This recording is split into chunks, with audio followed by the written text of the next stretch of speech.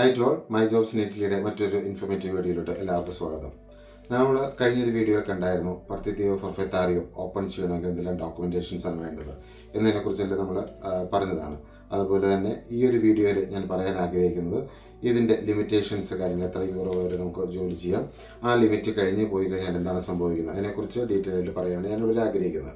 അപ്പോൾ അതിന് തന്നെ ഞാൻ പറയുന്നത്, നമ്മളൊരു പ്രൈവറ്റ് സെക്ടറിൽ വർക്ക് ചെയ്യുന്ന ഒരു നേഴ്സാണെങ്കിൽ നമുക്ക് ആ ഒരു താത്പര്യത്തിൽ അവർ ആരാണ് നമുക്ക് ജോലി തന്നേക്കുന്നത് അവർക്കൊരു നമ്മളിതുപോലെ പാർട്ട് ടൈം ആയിട്ട് അല്ലെങ്കിൽ എക്സ്ട്രാ ഏണിങ്ങിന് വേണ്ടിയിട്ട് നമ്മൾ പർത്തിത്തീവ് ഫൊർഫെത്താറിയോ ഓപ്പൺ ചെയ്തതെങ്കിൽ അവർക്ക് നമ്മളൊരു റിട്ടേൺ ആയിട്ട് ചിലപ്പോൾ നമ്മൾ കൊടുക്കേണ്ടതായിട്ട് വരും. അതായത് നമ്മൾ അവരെ ഇൻഫോം ചെയ്യണം നമ്മൾ ഇന്ന ഒരു ജോലിക്ക് പോകുന്നു. അപ്പോൾ ആ ഒരു കാര്യത്തിൽ കുഴപ്പമില്ല. ചില കേസുകളിൽ നമ്മൾ വാക്കാൽ പറഞ്ഞാൽ മതി, ചില കേസുകൾ പറയുക പോലും വേണ്ട. അത് ഡിപ്പെൻസ് എവിടെയാണ് വർക്ക് ചെയ്യുന്നത് ആ സെക്ടറിൽ നിങ്ങൾ അന്വേഷിക്കണം. അതേപോലെ തന്നെ നിങ്ങൾ പബ്ലിക് സെക്ടറിലാണ് വർക്ക് ചെയ്യുന്നതെങ്കിൽ നിങ്ങൾ അബ്സല്യൂട്ട്ലി നിങ്ങൾക്ക് ഈ ഒരു പർത്തിത്തീവ് ഫൊർഫെത്താറിയോ നിങ്ങൾക്ക് വേറെ ഒരു എക്സ്ട്രാ ഏണിങ്സിന് വേണ്ടിയിട്ട് നിങ്ങൾക്ക് ജോലി ചെയ്യാനായിട്ട് പറ്റത്തില്ല. അതായത് നേഴ്സായിട്ട് നിങ്ങൾ ഓൾറെഡി ജോലി ചെയ്യുന്ന ഒരാളാണെങ്കിൽ കാര്യമാണ് പറയുന്നത്. പുതിയതായിട്ട് ഓപ്പൺ ചെയ്യുന്ന ഒരാളാണെങ്കിൽ ഇതിൻ്റെ പ്രശ്നങ്ങൾ കാര്യങ്ങളില്ല. പുതിയതായിട്ട് ജോലി ഓപ്പൺ ചെയ്യുന്ന ഒരാളാണെങ്കിൽ പ്രശ്നങ്ങളില്ല.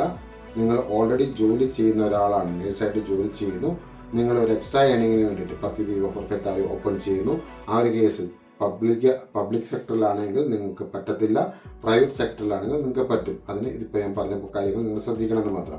അതേപോലെ തന്നെ ഒരു വർഷം എത്ര യൂറോ വരെ നമുക്ക് ജോലി ചെയ്യാം, അത് ഒരു വർഷം നമുക്ക് ജോലി ചെയ്യാൻ പറ്റുന്ന 85,000 യൂറോസിനാണ് മാക്സിമം ലിമിറ്റേഷൻ എന്ന് പറയുന്നത്.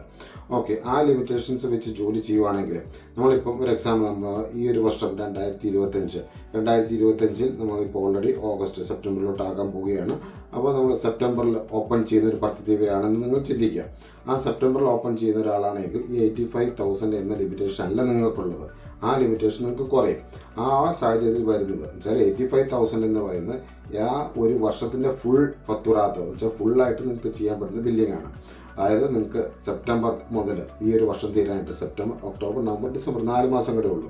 ആ 4 മാസം കൊണ്ട് എത്ര യൂറോയ്ക്ക് ജോലി ചെയ്യാം അത് നിങ്ങൾ നോക്കേണ്ടത് 85,000 യൂറോസ് ഡിവൈഡ് ബൈ 12, അതായത് മാസക്കണക്കിലോട്ട് വരുമ്പോഴത്തേക്കും നിങ്ങൾക്ക് ഏകദേശം ഒരു ഐഡിയ കിട്ടും. 85,000 യൂറോസ് ഡിവൈഡ് ബൈ 12 എന്ന രീതിയിൽ നോക്കുമ്പോഴത്തേക്കും ഒരു ആൻസർ കിട്ടും. ആ ആൻസർ ഇൻറ്റു 4 അത് ഗുണിച്ച് നോക്കുക. അന്നേരം അത്രയും യൂറോസിന് മാത്രമാണ് നിങ്ങൾക്ക് ഈ ഒരു വർഷം ജോലി ചെയ്യാൻ പറ്റത്തുള്ളൂ. അതായത് ജനുവരിയിൽ നിങ്ങൾ ഓപ്പൺ ചെയ്യുകയാണെങ്കിൽ സ്റ്റാർട്ടിങ് മുതൽ ഈ 85,000 നിങ്ങൾക്ക് നിങ്ങൾക്ക് ജോലി ചെയ്യാനായിട്ട് പറ്റും. നമ്മളിപ്പോൾ ലിമിറ്റേഷൻസിൻ്റെ കാര്യം പറഞ്ഞു, 85,000 യൂറോസാണ് ഒരു വർഷത്തെ ലിമിറ്റേഷൻ എന്ന് പറഞ്ഞത്.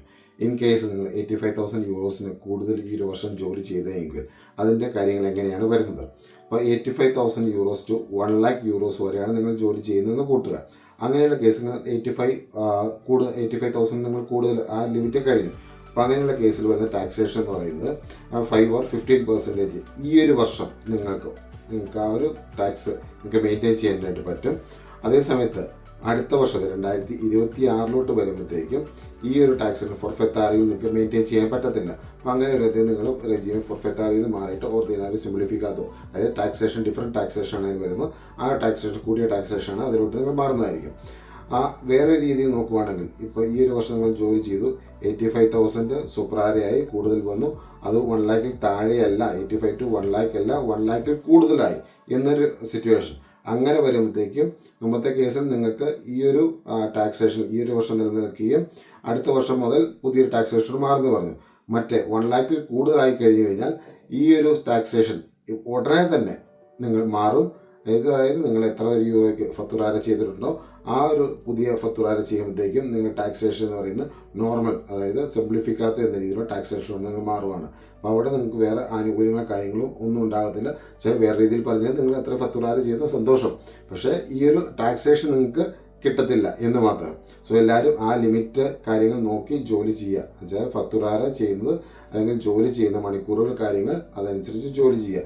നോർമൽ നഴ്സിനെ സംബന്ധിച്ച് നടക്കുന്ന കാര്യങ്ങളല്ല, പക്ഷേ ഒത്തിരി മണിക്കൂറുകൾ ഇതിനു വേണ്ടി മാത്രം ഡെഡിക്കേറ്റ് ചെയ്ത് സാഹചര്യങ്ങളുള്ളവർക്ക് അത് സാധിക്കുന്നതുമാണ്. അപ്പം അങ്ങനെ സാധിക്കട്ടെ എന്ന് ഞാൻ നിങ്ങളെ ആശംസിക്കുകയും ചെയ്യുന്നു.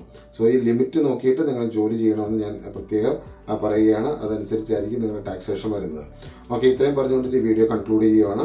അപ്പോൾ അടുത്തൊരു വീഡിയോയിലോട്ട് നമുക്ക് കാണാം. നിങ്ങളുടെ എല്ലാവരും ലൈക്ക് ഷെയർ ഞാൻ പ്രതീക്ഷിക്കുന്നു. എല്ലാവരും പുതിയതായിട്ട് നമ്മുടെ ചാനൽ കാണുന്നവരാണെങ്കിൽ നമ്മുടെ ഈ ഒരു ചാനൽ നിങ്ങൾ സബ്സ്ക്രൈബ് ചെയ്യുക.